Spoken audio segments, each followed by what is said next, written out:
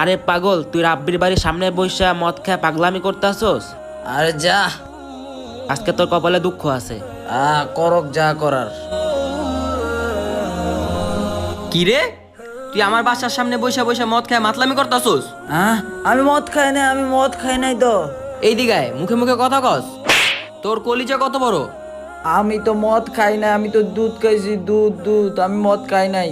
আবার মিথ্যা কথা কস, তুই মদ খাইছস আমি নিজের চোখে দেখছি, এখনই বাইর করতাছি খারাপ। আল্লাহ, এখন কি হইব? আল্লাহ, আর জীবনে মদ খাবো না। আল্লাহ আমার মাফ করে দাও। আল্লাহ আমার এবার বাঁচাও। আল্লাহ, আমি আর জীবনে কি রে, আসলেই তো দুধ। তুই আবার কান্তাছস কেন? আরে ভাই, এটা তো মদের বোতলই ছিল।